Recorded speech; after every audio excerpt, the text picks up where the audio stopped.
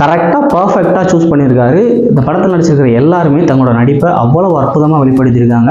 எக்ஸாம்பிளுக்கு நம்ம நானி அவர்கள் கூட இருக்கக்கூடிய போலீஸ் அதிகாரிகளாக நடிச்சிருக்கிற எல்லாரோட நடிப்புமே வந்து ரொம்ப மெய்சிலிருந்து நம்மளை பார்க்க வைக்கக்கூடிய விஷயங்களாக இருக்குது.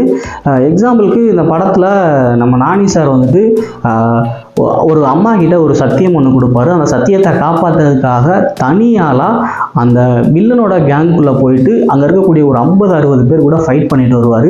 அப்படி அவர் என்ன சத்தியம் பண்ணி கொடுத்தாரு அப்படிங்கிற விஷயம்லாம் ரொம்ப மெய்சில் இருக்கிற விஷயமா இருந்தது. உண்மையிலே இந்த படம் வந்துட்டு நானி சாருக்கு கண்டிப்பாக ஒரு வெற்றி வாகை சூடி தரும் அப்படிங்கிறதுல எந்த ஒரு டவுட்டுமே கிடையாது. படம் அந்த அளவுக்கு அற்புதமாக இருக்குது அப்படின்னே சொல்லலாம். அடுத்ததான் அந்த படத்தோட மியூசிக்கை பற்றி சொல்லலாம் அப்படின்னா, ஹீரோக்கு பெருசாக இன்ட்ரோ சாங் ஒன்றும் கிடையாது, பெரிய லெவலில் பிஜிஎம் கிடையாது. இந்த படத்தில் மியூசிக்கே கிடையாதா அப்படின்னு கேட்குற அளவுக்கு தான் இந்த படத்தில் மியூசிக் இருக்கா அப்படின்னு பார்த்தீங்கன்னா அது கிடையாது. படத்தில் என்ன தேவையோ அந்த அளவுக்கு இந்த படத்துக்கான மியூசிக் அமைஞ்சிருக்கு.